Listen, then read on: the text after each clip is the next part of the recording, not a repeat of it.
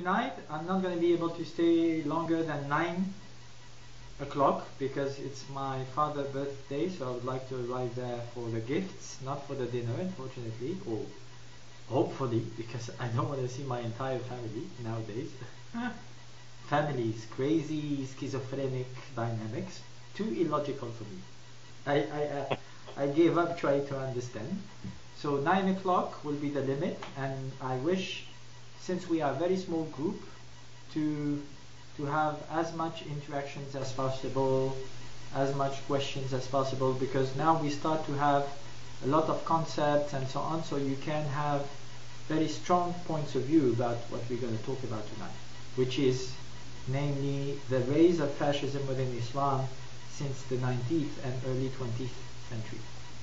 Ok, donc ce soir je ne peux pas rester plus tard que 9 heures parce qu'il y a le dîner d'anniversaire de mon père, donc je ne serai pas au dîner, malheureusement ou heureusement, je ne sais pas, que la dynamique familiale me stresse beaucoup en ce moment, c'est trop illogique, trop schizophrénique, trop territorial, tribal, et c'est exactement un peu ce dont on va parler aussi ce soir. Donc vu qu'on est un petit groupe, c'est très bien parce qu'on va pouvoir faire, enfin c'est bien quand on est plus, mais c'est bien quand on est un petit groupe parce qu'on peut faire plein d'interactions. Donc là vous commencez à avoir vraiment des concepts, etc. Solides, donc n'hésitez pas à intervenir et à avoir votre point de vue, à développer votre point de vue, à poser des questions, à dire que vous êtes d'accord pour telle et telle raison ou pas d'accord, etc.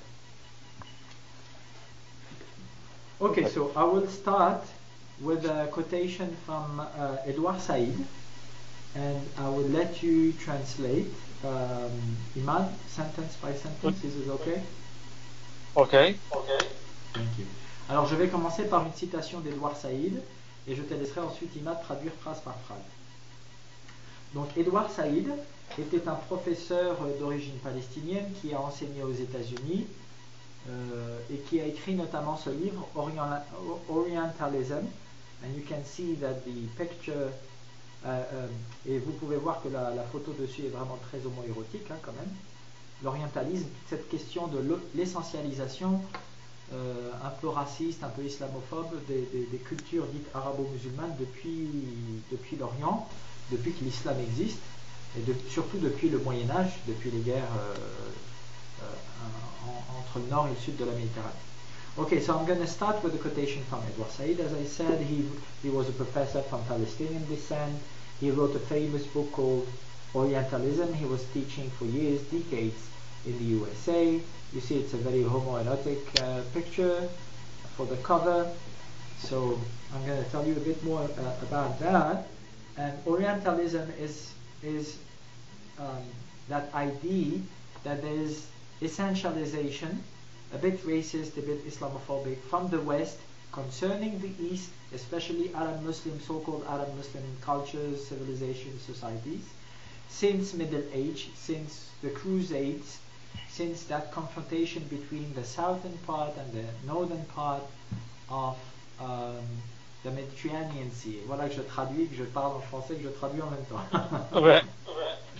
Non mais là je vais juste le lire. Ok, tu donc, veux que je prenne la relève? Oui. Edouard Said nous dit ceci, après je te laisse traduire. La politique est partout. On ne peut lui échapper. Yeah, politics is everywhere. On ne peut lui échapper en se réfugiant dans le royaume de l'art pour l'art et de la pensée pure, pas plus d'ailleurs que dans celui de l'objectivité désintéressée ou de la théorie transcendantale. Okay, so politics is everywhere, and one is not unable to escape it, to escape from it in the realm, in the kingdom of art for art. Et j'ai plus la deuxième partie. Or pure thinking, neither you are able to escape from it, finding refuge in so-called non-interested objectivity or transcendental theory. Les intellectuels sont de leur temps dans le troupeau des hommes menés par la politique de représentation de masse qu'incarne l'industrie de l'information ou des médias. Ils ne peuvent lui résister qu'en contestant les images les comptes rendus officiels ainsi que les justifications émanant du pouvoir est mise en circulation par des médias de plus en plus puissants, et pas simplement par des médias, mais par des courants entiers de pensée. L'intellectuel doit y parvenir, fournir ce que White Mills appelle des masquages ou encore des versions de rechange à travers lesquelles il s'efforcera au mieux de ses capacités de dire la vérité. Le choix majeur auquel l'intellectuel est confronté est le suivant: soit s'allier à la stabilité des vainqueurs et des dominants, soit, et c'est le chemin le plus difficile, nous dit-il, considérer cette stabilité comme alarmante, une situation qui menace les faibles et les perdants de totale extinction, et prendre en compte l'expérience de leur subordination ainsi que le pouvoir des voix et des personnes oubliées. C'est un peu en relation avec ce qu'on disait sur les théologies de la libération, la métanoïa, le fait de prendre en compte la périphérie des églises, des communautés religieuses, et pas de sans arrêt défendre le droit et les privilèges des plus puissants au centre du pouvoir, y compris et surtout peut-être au sein des communautés religieuses. Donc là, on a la posture d'un intellectuel qui est très proche de celle d'un théologien de la libération, chercher la vérité, aller au-delà des discours préjugés dominants. Okay, so to resume, because it was a long quotation, Edouard Said says in his book that politics is everywhere. You could not hide from politics.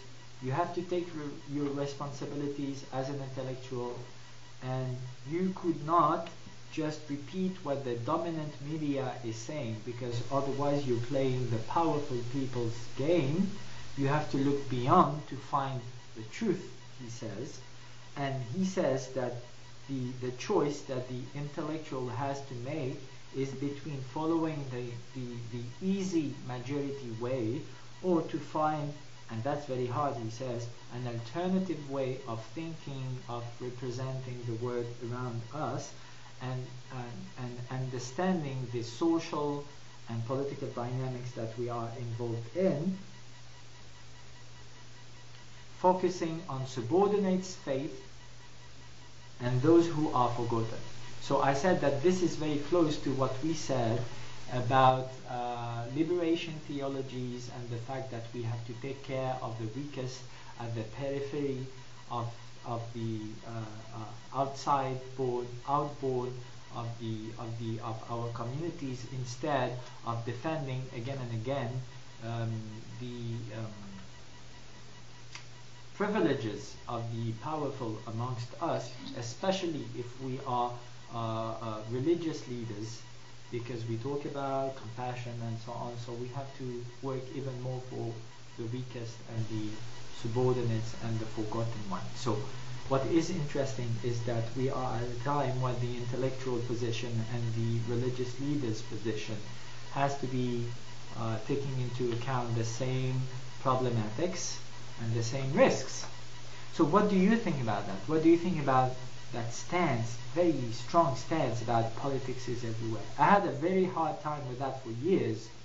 Then I talked a bit more and more about that, especially in this book, LGBT Muslims. This is my social psychology PhD. I told you about that before, but we never been through that book. So facing obscurantism, facing extremism and homonationalism at the same time.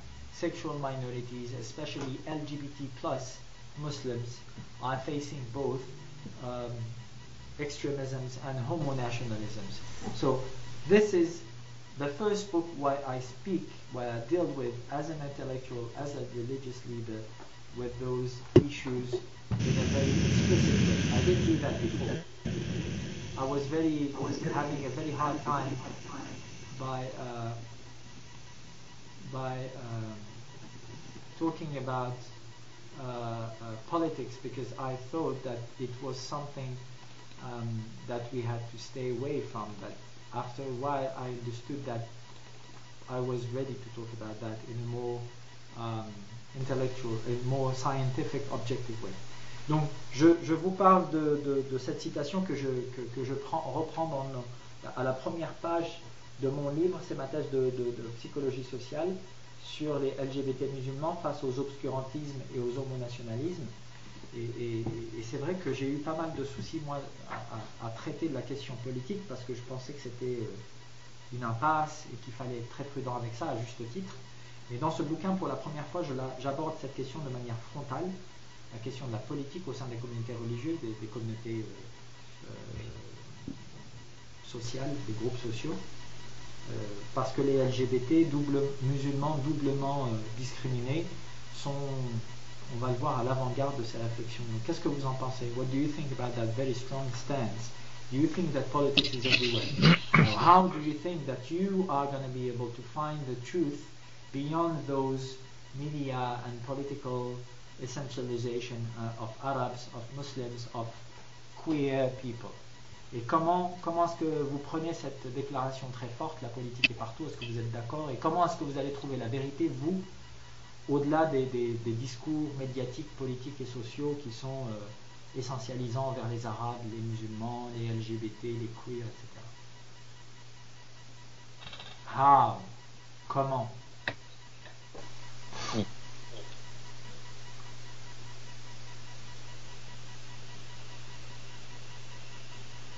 I can start. Shall I start?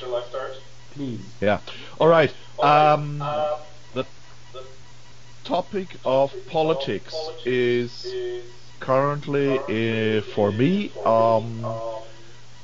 totally present. As soon as I go online with Facebook, I can't hinder. If I wanna work on Facebook in regard to Islam and LGBT or inclusive Islam, immediately I am drawn into a political context. Translation. Sorry. Yes. Oui. Donc, Christian a expliqué que pour lui, ces questions politiques elles sont totalement présentes, notamment dès qu'il se connecte sur Facebook et qu'il s'agit d'échanger sur les questions LGBT, il se retrouve tout de suite actant et agissant sur ces questions politiques.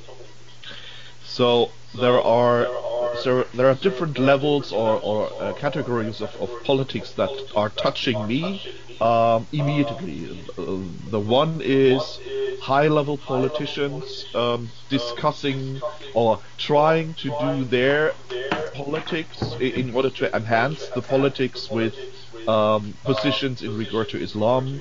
Is Islam a part of Germany or not? Whatever. These kind of things. That's the one aspect, and that trickles down through all the media and all the people and everything. So second level is, or second category is the second level politicians. So politicians who are responsible for a city or a country, a smaller part of the whole country, and these people are trying to manipulate each other in order to get better results and get more influence in these kind of things, and also to influence and play. It's a huge game to play with Muslims. And the third category is societal politics. Translation. Yes. Sorry, before.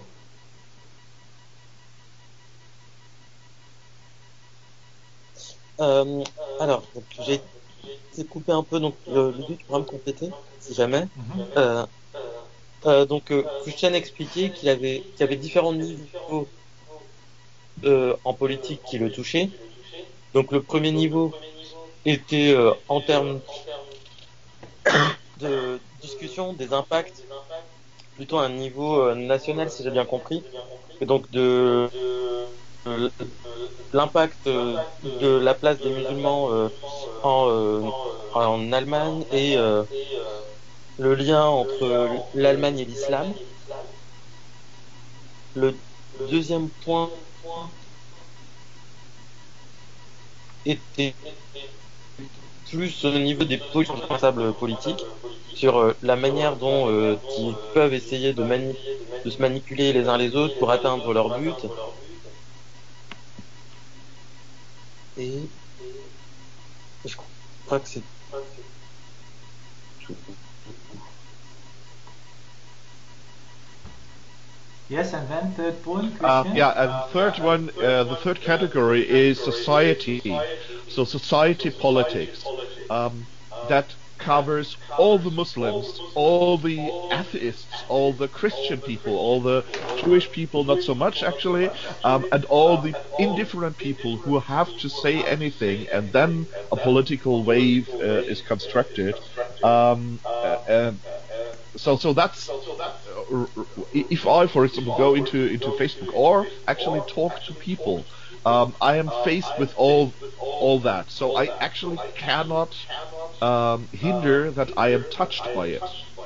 What I found out is that I don't like the high level and mid level politics game because it's really strengthened, and it's only about ego and about control, and it's also the people who say, like for example, the politicians who support Islamic rights or Muslim rights.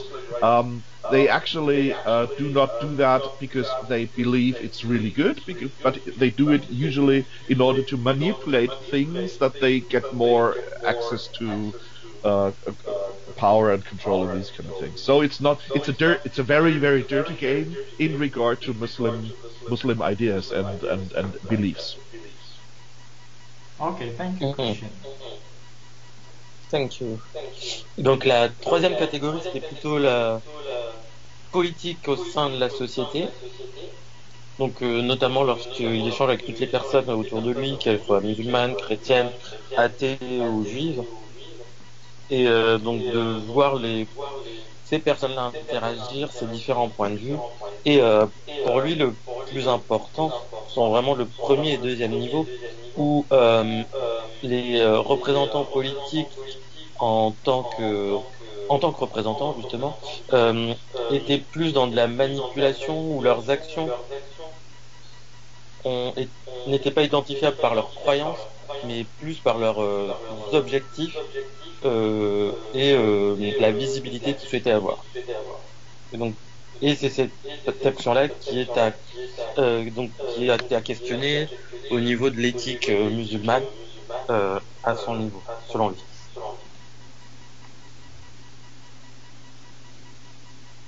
Merci, Iman. Est-ce que tu as quelque chose à rajouter, Iman? Ouais. Moi, je dirais que je me retrouve beaucoup si je reprenais les trois catégories de Christian, dans la troisième catégorie où c'est vraiment pour moi, c'est à ce niveau-là qu'on peut agir d'un point de vue politique, parce qu'on on est en contact direct avec les personnes autour de nous, et que par nos actions, par nos échanges avec les personnes autour de nous, elles vont pouvoir, par un système de réseau, transposer la déconstruction qu'on fera auprès d'elles, et c'est par le contact qu'on va pouvoir agir d'un point de vue politique, par petits cercles, je pense. Yeah, so you recognize yourself very, very much in the third category of presented by Christian, because you think that it's through small circles that we can deconstruct prejudices, and people will then transmit that those representations about queer Muslims and other minorities to the rest of the society. Yes, absolutely. I agree with that, yeah. Yes. Yeah. Rachida, est-ce que tu as quelque chose à rajouter? Non. Non. Ils sont politiques, moi c'est difficile, mais je pense que voilà, la personne qui est bien placée pour ça, c'est Mohamed Ludovic. Pour la politique, donc la politique reste quelque chose de c'est comme une mise en avant. Donc, pour exposer une situation bien précise. Donc, moi, question politique, je pense que c'est difficile pour moi. Yeah, so Rashida says it's hard for her to Yes. have some repairs.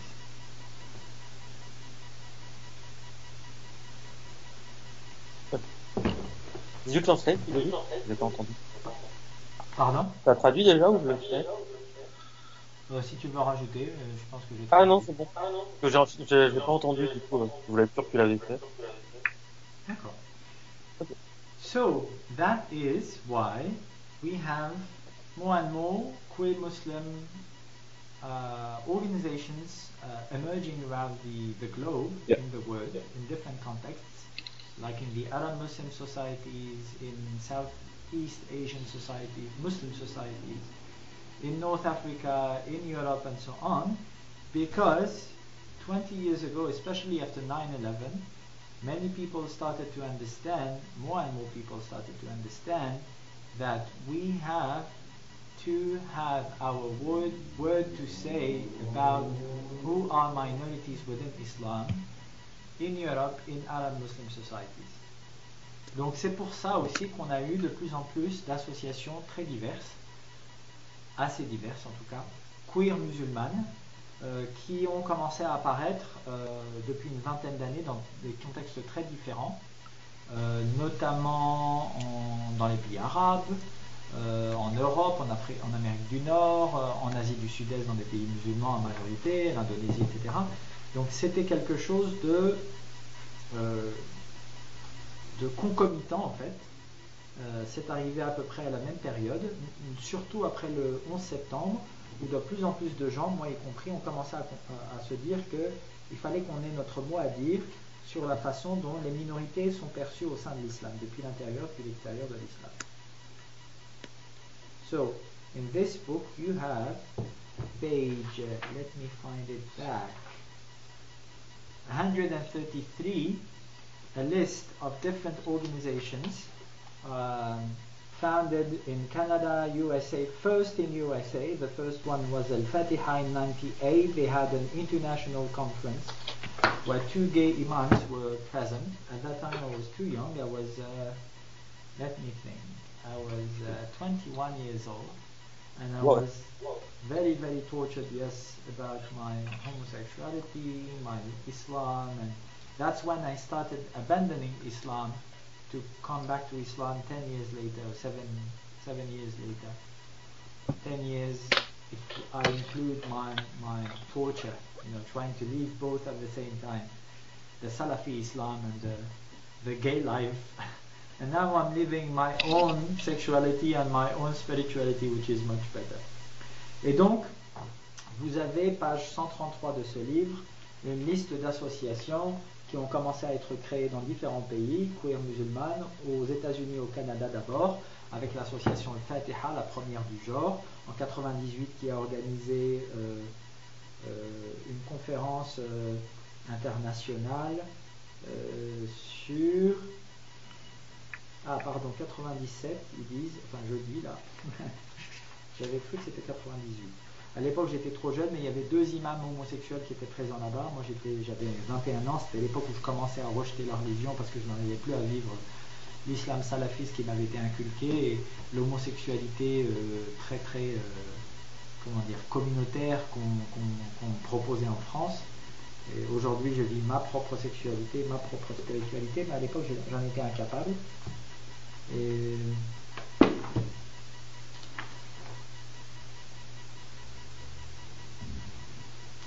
and this is what I mean. I mean that people have to find their own relationship to ethics, spirituality, sexuality. That's more or less what is coming out from those organizations in their aim, in their goals, as they describe them on their website with their documents and so on. And this is more or less also what we talked about when we talked about the book from Tarek Ubru, if you remember, Profession Imam, Imam as a Profession, that Moroccan descent French Imam who is very active politically and religiously in France for decades now. He did a great job, and we had a debate together, the National Assembly in France in 2010, and when he was saying that homosexuality is not forbidden in the Quran, but it's the Islamic ethics that forbids it. We talked about that in previous sessions, and we said that this is kind of schizophrenia, because Islam should be ethical, should be philosophical, metaphysical, should be social. So how could you make a difference between Islam and ethics? Because they consider that Islam is a law.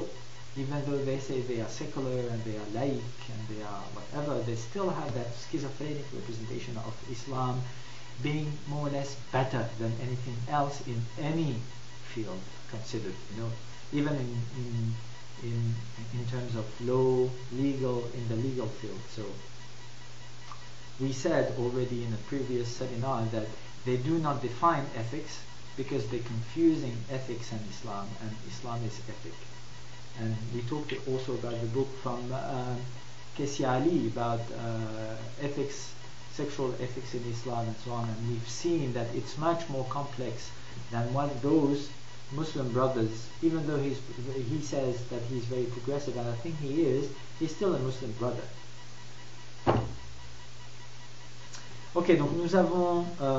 c'est en cela que la plupart de ces associations encouragent leurs membres dans des espaces sécurisés à trouver leur propre relation à l'éthique, à la sexualité, à la spiritualité, etc., à la politique notamment.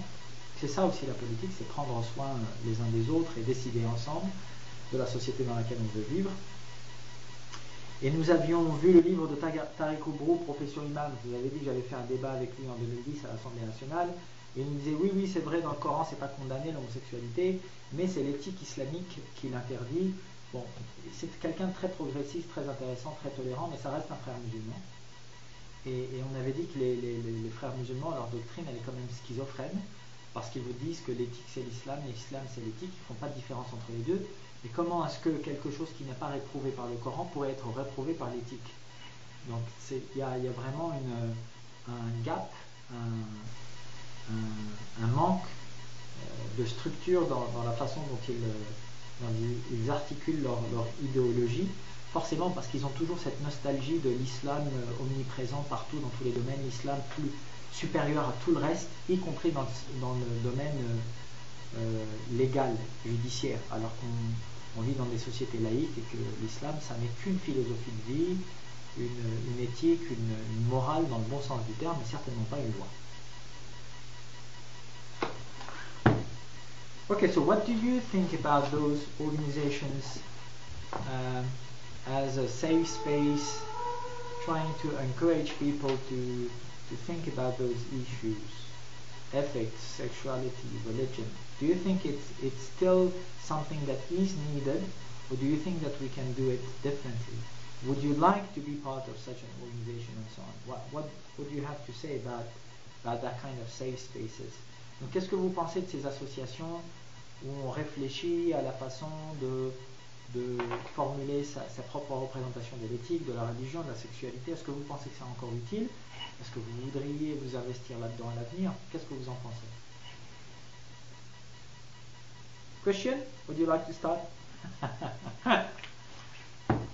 I can start. I don't know the list right now because I have... is it in the manual? The list of what? The list of organizations you mentioned. No, it's in this book, page 130. In the book, yeah, okay. I don't know the books, therefore that's the point. I don't know the organizations which are on there. Queer Muslim organizations, what do you think about that? Would you like to be part of that, or founder of that?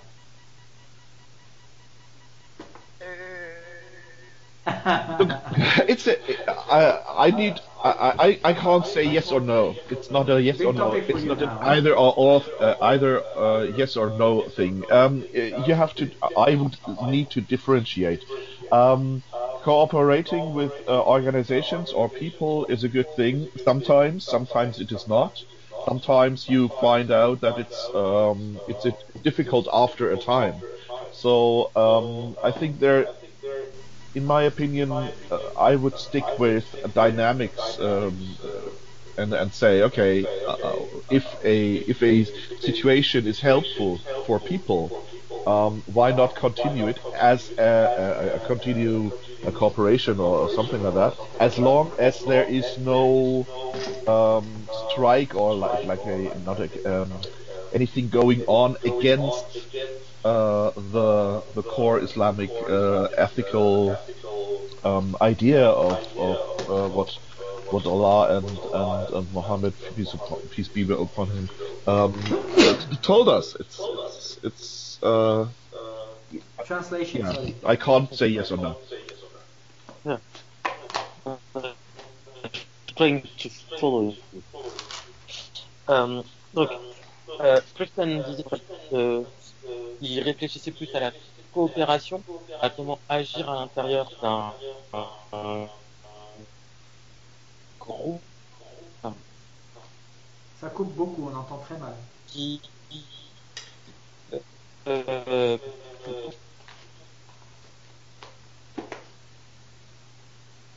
Allô, Imad? Oui, allô, vous m'entendez? Ah, là, c'est beaucoup mieux. Ah, d'accord. Donc, je disais que pour Christian, il était la question c'était comment coopérer dans des organisations qui font le lien, donc qui créent du lien entre les personnes, et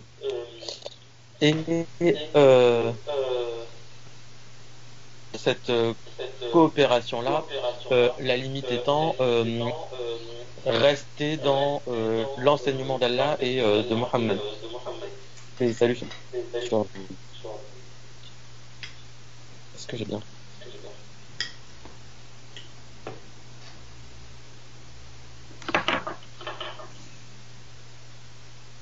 Allô? Imad?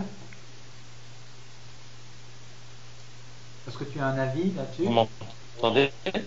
Ah oui. Bah, moi, mon avis, je trouve ça assez compliqué, en fait, de se retrouver, de mon point de vue, dans une organisation avec une étiquette. Parce que, en mettant pour moi, l'étiquette, c'est inclusif, une étiquette inclusive. C'est-à-dire une étiquette où, une association où tout le monde pourrait venir. Et pourra venir quelle que soit l'orientation quelle que soit la sexualité de cette personne, quelle que soit sa manière de vivre sa religion, et que ce soit un espace vraiment d'échange libre, non identifié comme étant LGBT, mais vraiment un espace d'échange pour musulmans au sens large. Enfin, pour musulmans tout court d'ailleurs.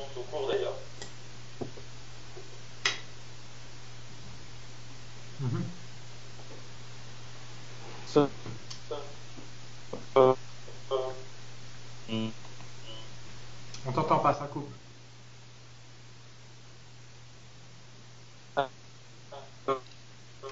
For me,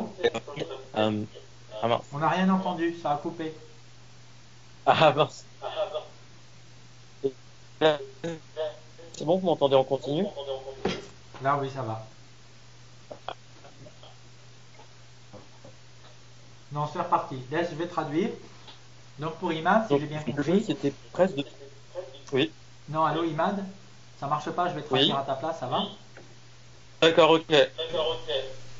Alors pour Imad, si j'ai bien compris, ça serait difficile. Oh, no, sorry. For Imad, it would be difficult for him to be part of a queer Muslim organization because he doesn't like labels.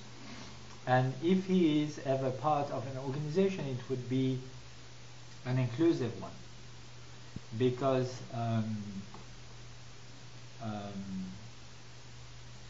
yeah, that means we welcome everyone and we defend people's rights and so on and so forth. Thank you, Iman. C'est ça. Rachida?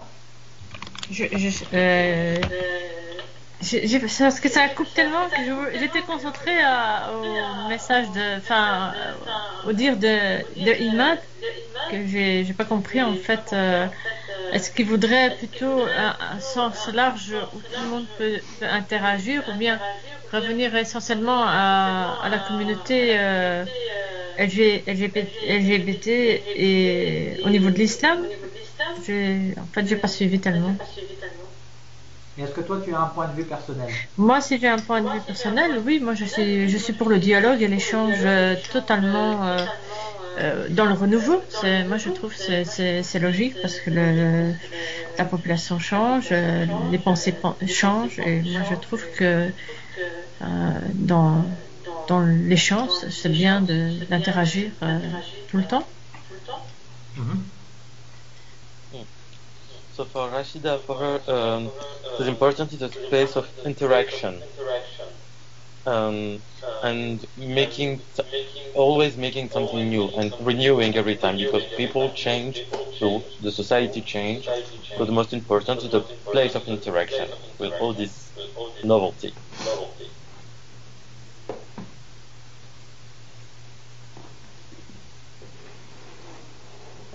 Thank you. Okay, so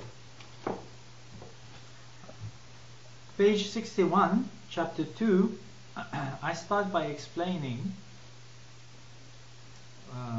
something very important, because many people still think today that we created queer Muslim organizations or progressive Muslim organizations or whatever you want to call them.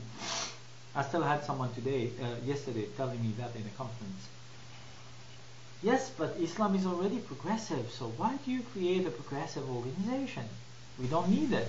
Yeah, theoretically everything is perfect in Islam, but obviously you just have to look at the news every day, and you can understand clearly that no, not everything is perfect in Arab Muslim societies, in Islamic teachings, and we had a lot of problems that we didn't deal with since the 19th century actually.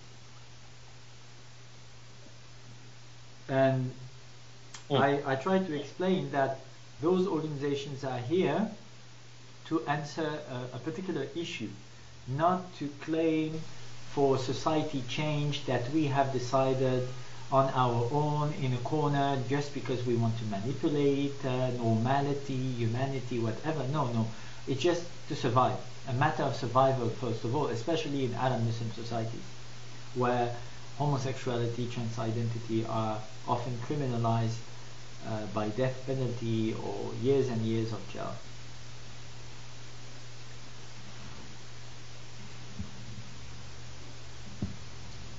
Ça a été coupé au milieu, du coup j'ai pas pu tout entendre, Doudou. Tu pourrais?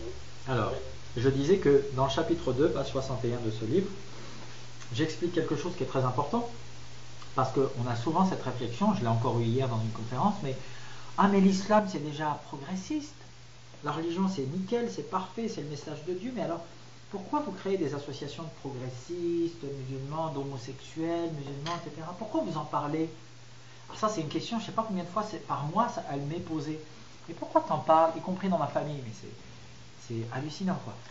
Surtout quand on vient de sociétés arabo-musulmanes, où l'homosexualité et la transidentité dans beaucoup de pays musulmans c'est encore condamné par la peine de mort ou des peines d'emprisonnement très lourdes. Et ils viennent vous dire, mais pourquoi vous en parlez? L'air de dire, est-ce que vous voulez changer la normalité, changer la société, nous manipuler? Non, c'est pas ça, c'est une question de survie au départ. C'est ça la motivation derrière la fondation de ce type d'association. Okay, so in chapter 2, I inspire myself from Michel Foucault's book that we also already talked about a bit, Les Anormaux. So I'm going to show you that on the screen, if I can make it on time. That's it. Les Anormaux from Michel Foucault, cours au Collège de France. Oh gosh, why is it so?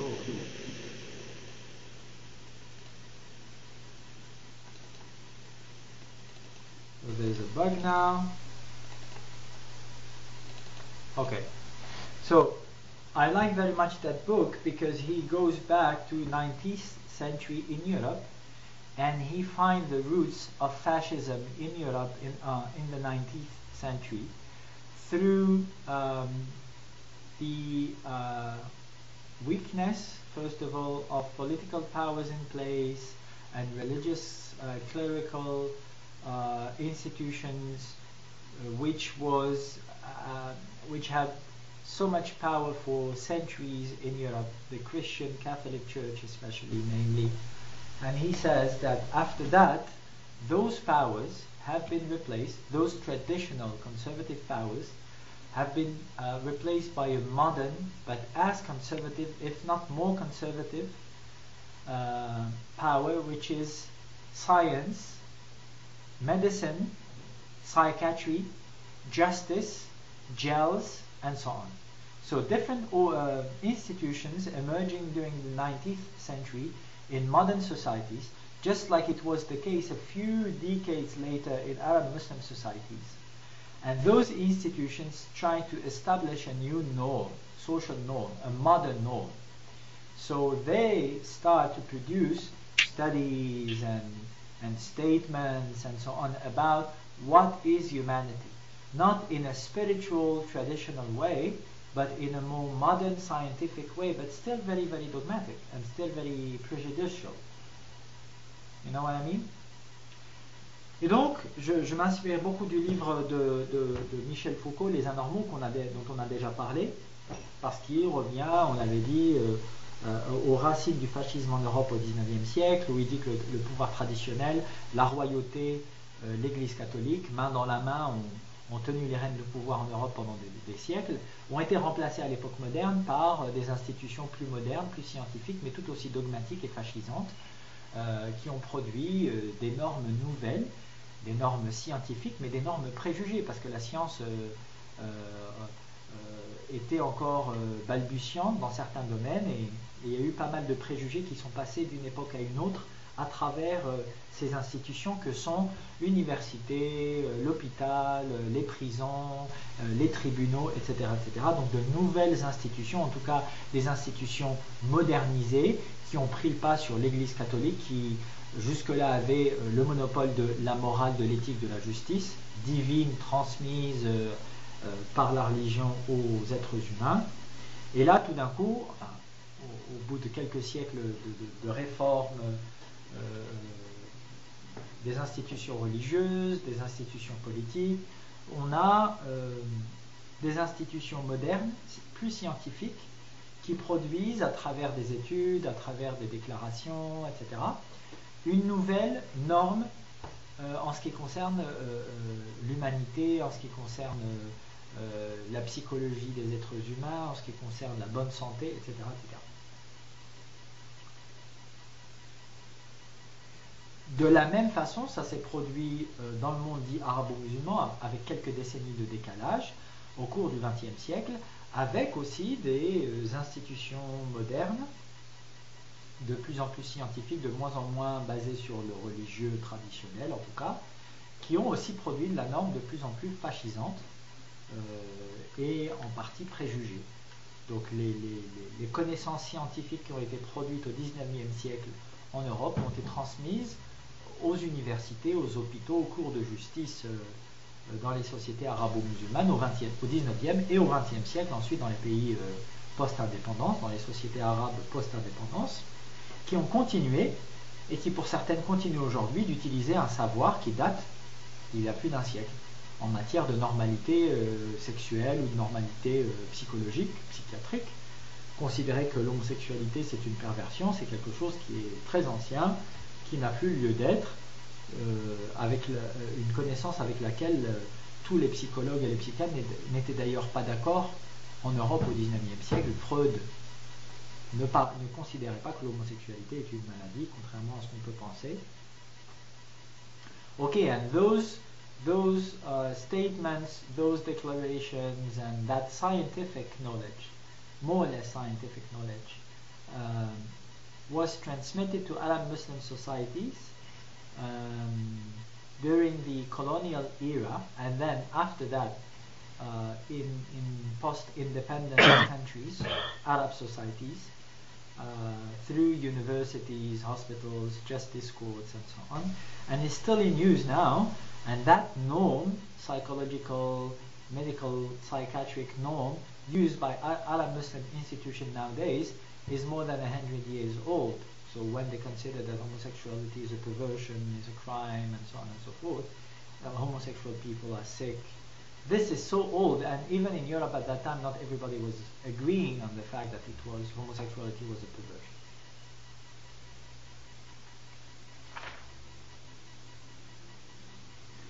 And I also established in chapter 2a, page 63, a parallel between Arab, Muslim, Pan-Arabist and Islamist ideologies and what happened in Europe in the 19th century in terms of normalization, describing homosexuals or ethnical minorities, any minority as not normal, not dignified enough to have access to power and so on and so forth, emancipation, education. It was very much what happened in Europe with minorities also, even though it was not Arab Muslim societies. So I mean that once again, the underlying dynamics and processes are always the same, even though the facade is different. And those who say we are going to defend the Arab culture, the true Islam and so on, are even more schizophrenic, as we said before, because they are defending a modern representation of normality which has been elaborated in Europe during 19th century. So they're not defending the Arab culture, they're defending the European culture imported into the Arab societies while those were colonized. Okay? Donc à la page 63, je fais un parallèle entre les techniques de normalisation moderne et la transformation des identités islamiques.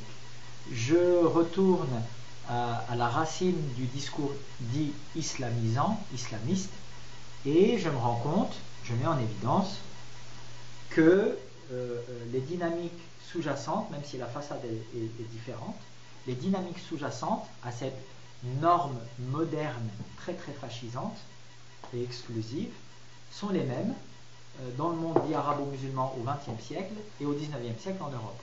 Donc ceux qui vous disent on défend la culture arabe, on défend le vrai islam, quand ils sont homophobes, judéophobes, etc., quand ils disent que les minorités sont pas normales, n'ont pas les mêmes droits d'accès à l'émancipation économique, intellectuelle, etc., c'est de la schizophrénie, comme je disais tout à l'heure.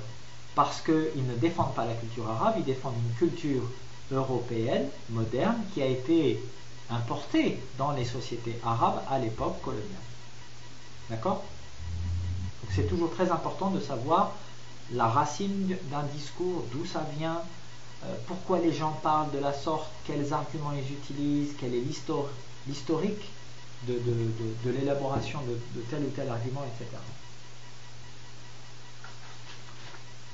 Ok, any questions so far? Des questions? Non? Ça va?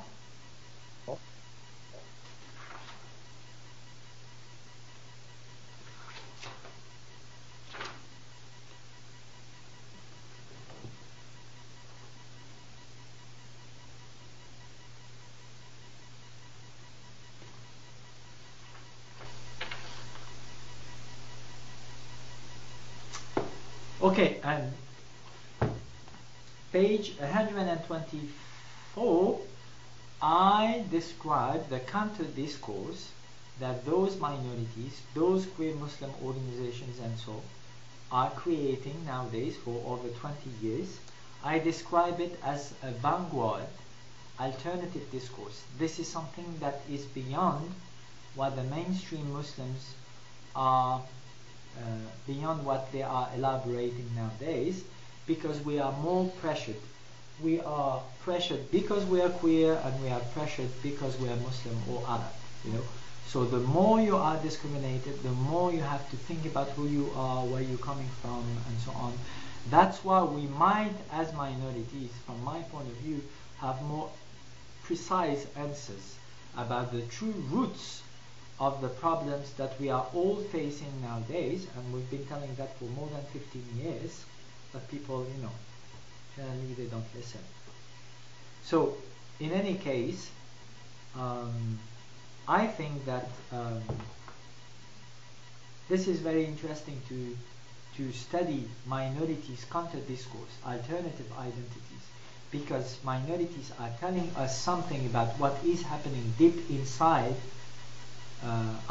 the heart of the core of our societies. Okay?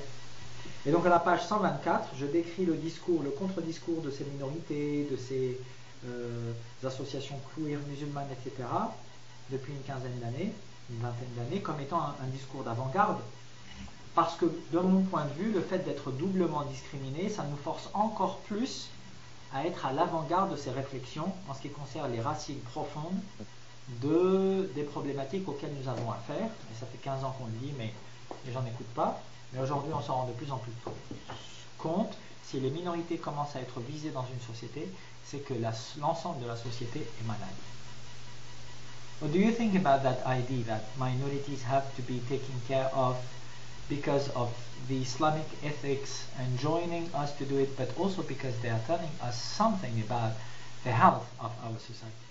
Qu'est-ce que vous pensez de cette idée qu'il faut prendre soin des minorités encore plus que du reste de la société, parce que ce sont les plus faibles, les plus discriminés en général, parce que l'éthique islamique nous enjoint de le faire, mais aussi parce que le traitement des minorités nous dit vraiment beaucoup de choses sur la façon dont une société fonctionne, sur sa santé.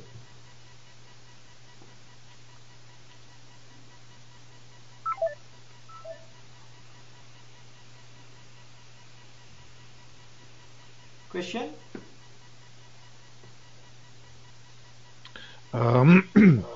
There's a saying, I don't know who said it, and I think it's like everybody said it in the last 20 years, that the quality of a society can be derived in as a society is dealing with minorities.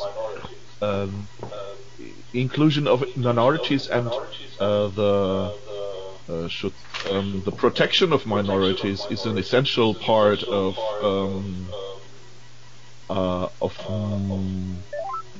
the nowadays political discourse, because there is the right-wing parties in Germany, for example, are very eager to limit the possibilities of minorities, and the left-wing ones claim it otherwise, but are sometimes a lot of very much uncertain how to do that.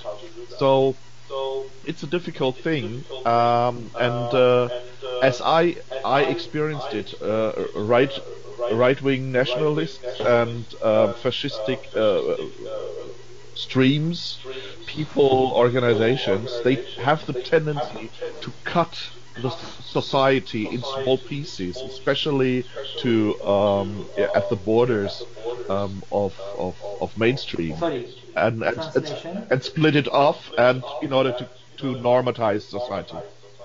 Yes, absolutely. Translation? J'ai été coupé, mais que la fin. Ah, eh ben, si tu veux traduire la fin, je rajouterai si jamais. Ouais, d'accord.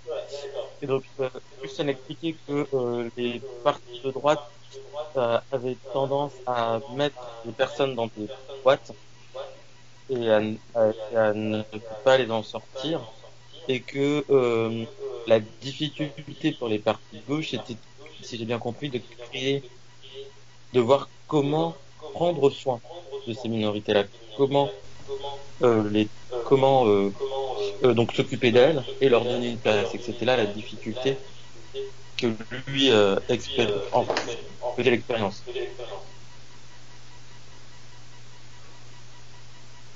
Merci. Est-ce que tu as quelque chose à ajouter par rapport à ça?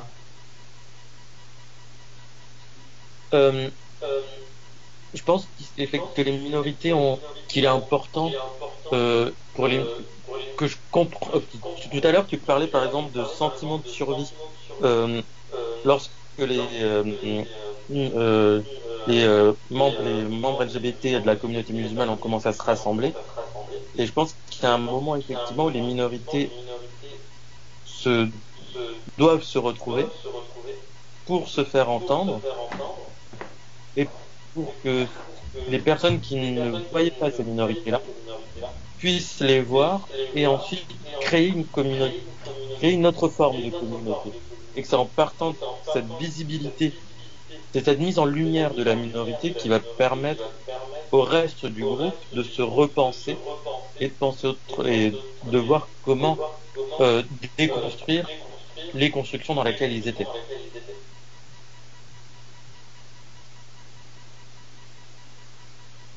Ouais.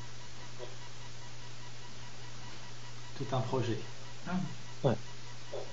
So, Allô? Oui. comment? Oui.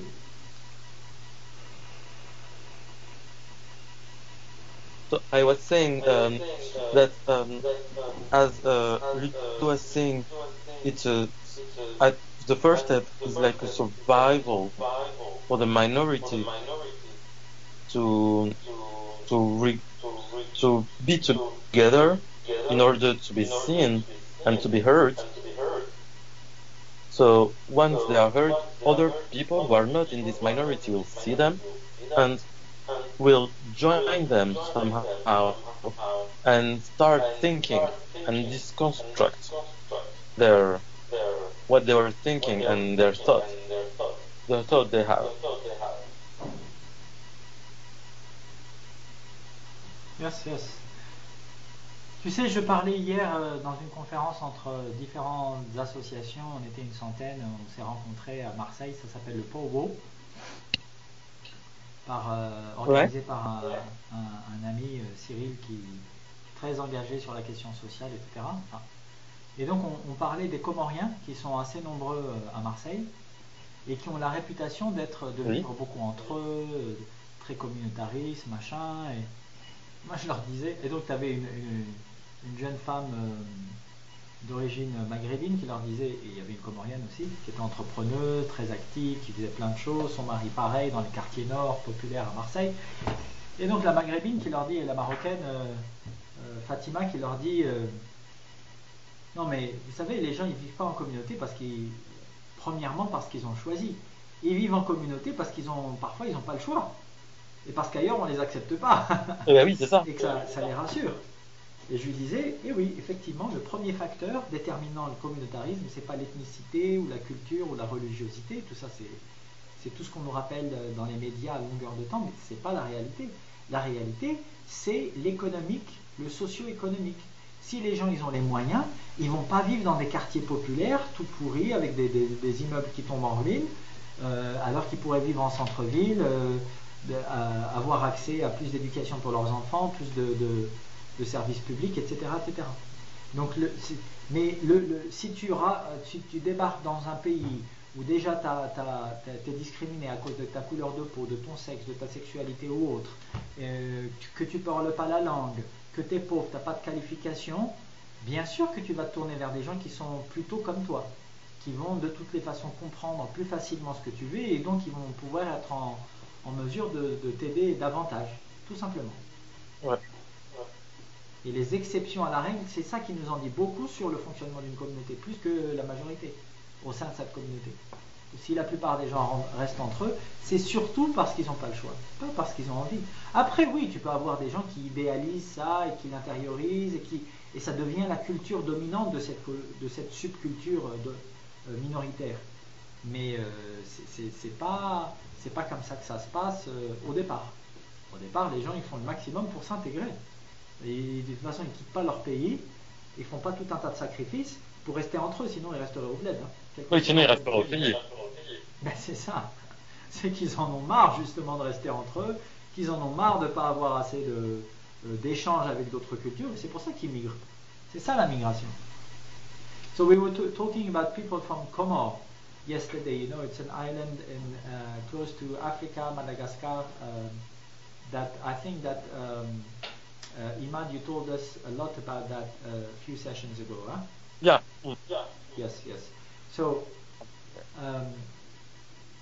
we were 100 organizations gathered by a friend of mine, Cyril, who is very active in Marseille to sustain activists and engage citizens and so on for a conference called POWO, which is like an Indian call for people to gather and fight discrimination and danger together.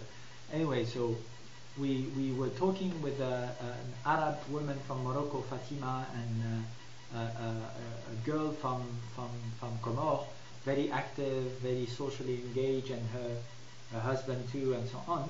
And some people said, yeah, Comorian people should be more visible. You know, the old story about you should be more visible. Come on, guys. But you don't want us to be visible, unfortunately. That's the problem. So Fatima said, no, but those people are not living together in the same community just because they like it. They left their country not to be only with people like them, to have more opportunities, to integrate to new social tissue fabrics, and have to deal with more fair political dynamics and so on. So it's not a choice per se. It's just because when you arrive in a country where you have a different skin color, so-called different skin color for myself, or as for me, I think that we all have the same skin color but different tones, but the same skin color. Anyway, with another representation of skin colors and language and culture and so on, you are so discriminated, so much in danger and so on, that of course you will turn to people who are closer to you, just in terms of language, for example. And then they will help you to adapt and integrate and so on and so forth, or not. But the first factor determining exclusion and self-exclusion, like relying only on people from your own, what you consider to be your own community, we call that communitarism in France. That's something that is determined mainly by social and economical factors, not by cultural one. It has not much to do with religion or culture or origins or whatever, ethnicity. It has to do with money, education, jobs. If you find a job, a good job downtown, a good apartment, your kids have access to a better education, why would you live in a suburb neighborhoods with less social services, public services, and so on, just because you're coming from another country? If you migrate, it's because you want to be in another dynamic, once again. So, once again, they are in the media and some politicians repeating again and again that those people want to stay between themselves because it's their culture, they are conservative, they are excluding white people, it's reverse racism and all of that, but this is like bullshit. Because those, I mean, maybe some people then will idealize the fact that staying together is between people of the same origin, the same religion and so on is better because less danger. But the main determining factor, first of all, the origin of that problem is danger. If they feel secure, only very, very few people will think of living only with people with the same skin, so-called color, the same ethnicity, the same religion. This is not natural. Exchange and learning and traveling, and this is natural. This is human nature. Rachida, est-ce que tu as quelque chose à rajouter par rapport à ça?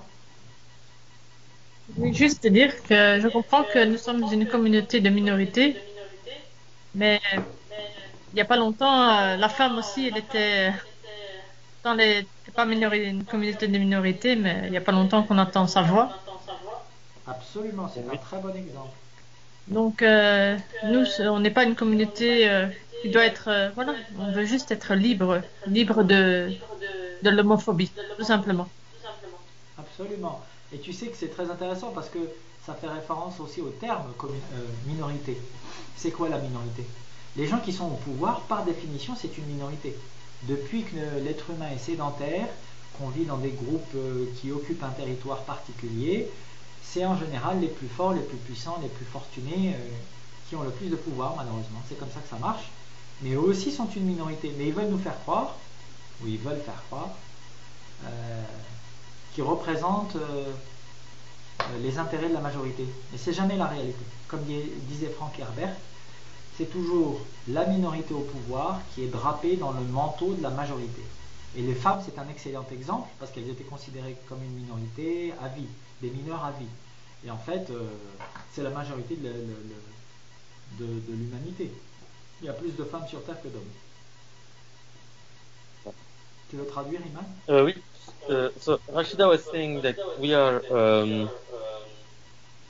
How did she say?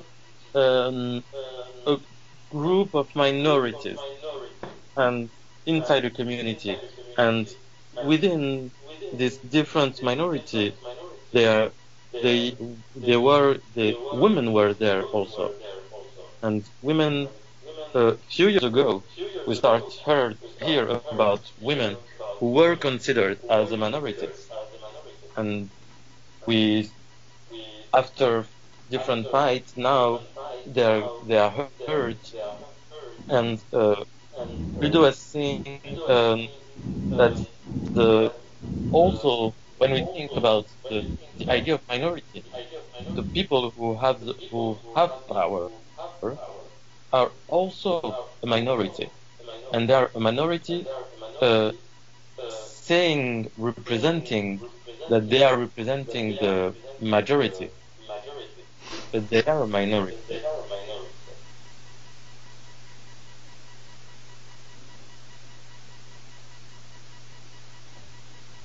I could recommend 2 more books if you want to read more about that.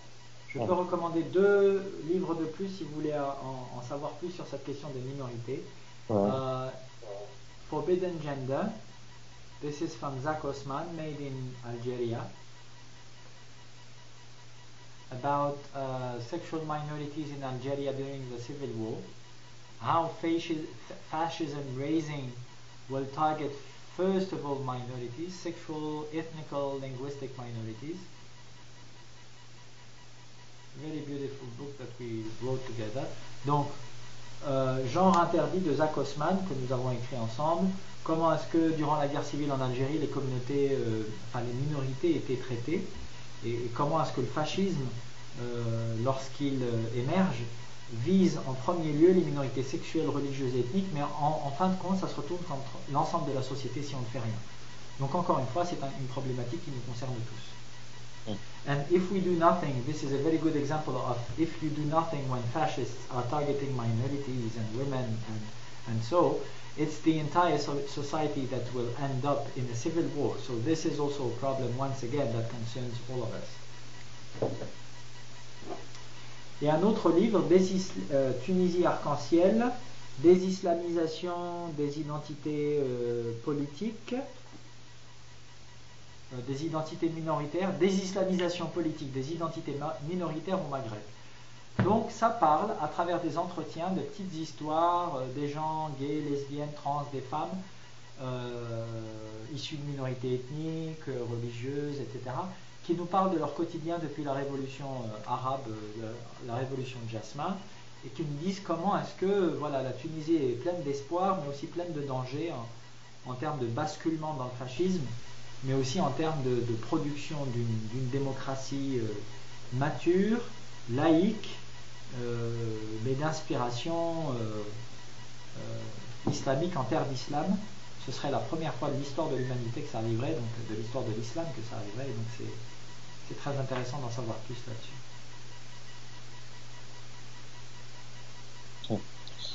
So this book also about Tunisie arc-en-ciel, je te laisse le présenter. Yeah. So the book Tunisie arc-en-ciel is different interviews of minority just after the Jasmine Revolution, and how this minority live in Tunisia after the revolution.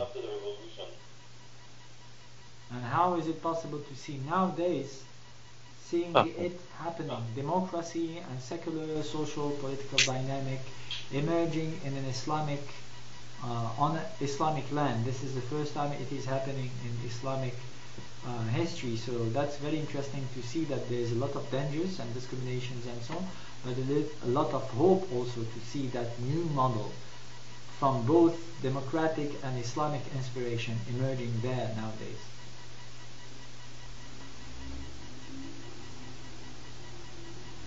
Okay, and a last book, if you want to learn more about the determining factor, the main factor determining fascism, it's this book from Emmanuel Todd. I told you about it quickly. Allah n'y est pour rien. Allah has nothing to do with it.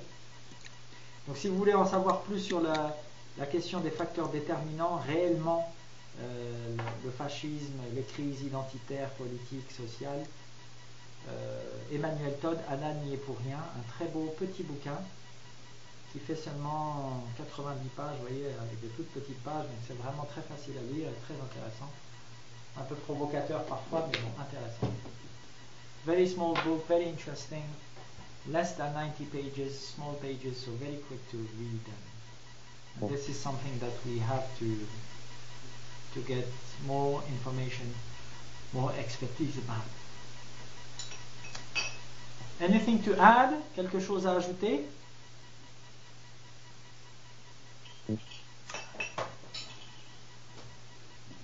Il reste encore beaucoup. Of course, I could start to talk now for an hour, as we all know, but I don't like to add anything right now because it's right on the point, I think. Okay, thank you. Donc Christian disait qu'il pouvait parler pendant 1 heure encore, mais que là il avait plus rien à rajouter. Moi je dirais qu'il y a encore on a encore beaucoup de choses à faire. Et que voilà, qu'il faut qu'on continue et à voir comment on peut continuer à faire entendre les minorités et à faire entendre toutes les voix qui composent la société. Absolument. So I was saying we have again a lot to do. And how we can make all the minority and different voices of the society being heard, and how to do it.